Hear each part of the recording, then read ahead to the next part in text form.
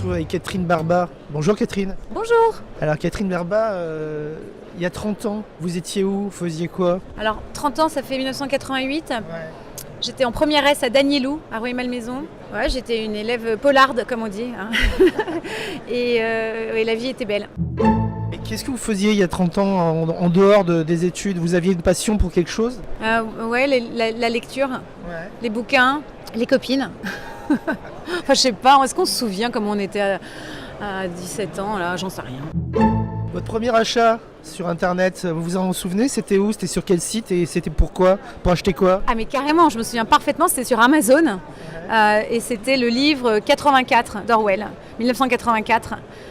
Et c'était une expérience. J'avais l'impression d'être hyper moderne. Et c'est ce qui m'avait incité à le faire, c'était Jean-Pierre Cloutier, qui à l'époque était l'éditeur de la Cyberlettre, les chroniques de Sibérie, Sibérie comme CYBER. Et c'était, j'ai une énorme tendresse pour cette époque. Est-ce qu'on vous nous rappelez comment vous avez atterri dans le e-commerce? C'est par accident? C'est par passion? Comment vous avez atterri dans l'e-commerce? Mais c'est la chance des rencontres, c'est comme tous vos parcours aux uns et aux autres, j'imagine. On rencontre sur son chemin des gens qui nous emmènent là où on ne pensait jamais aller. Moi, j'avais fait un mémoire de fin d'études en école de commerce c'était un concours que j'avais vu dans Télérama à l'époque, l'arrivée d'Internet et son impact sur la presse. Et j'avais trouvé ça génial comme sujet et j'en avais fait mon mémoire de fin d'études. Et j'avais gagné le premier prix de ce truc-là. Et la présidente du jury, c'était Viviane Pratt, qui à l'époque dirigeait OMD dans le groupe Omnicom. Elle avait voulu me rencontrer en disant c'est bien votre machin, là, vous avez l'air débrouillarde, nous, Internet, on démarre, est-ce que vous voulez de démarrer avec nous? Donc c'est vraiment les belles rencontres qui font les belles histoires. Et aujourd'hui, quand vous êtes sur un site e-commerce, alors on sait que vous êtes une très bonne analyste du monde du e-commerce, mais en tant qu'utilisatrice, quand vous êtes sur un site e-commerce, qu'est-ce qui vous attire le plus et au contraire, qu'est-ce qui vous désespère le plus, si j'ose dire? Je m'ennuie sur un site e-commerce aujourd'hui. Je trouve ça terriblement ennuyeux. En fait, la vente, ça se passe sur un lieu. Il faut un acheteur, un vendeur, un espace, un lieu. C'est pas un lieu, un site e-commerce, c'est un catalogue.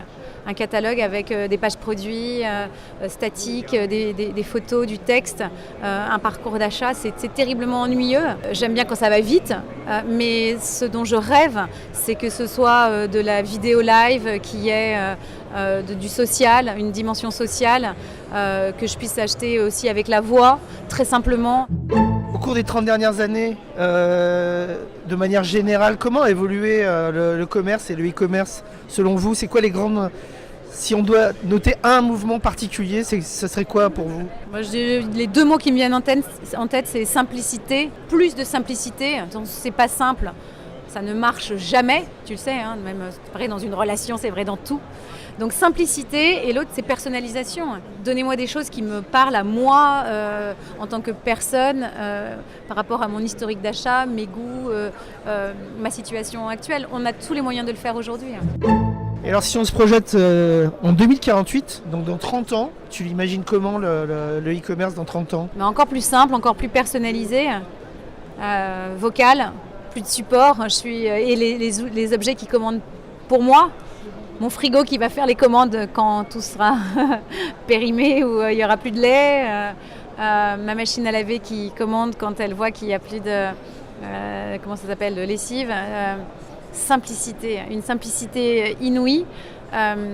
Et puis pour toutes les choses qu'on appelle convenient, pour tout le reste, évidemment, une expérience en magasin qui sera extraordinaire, immersive.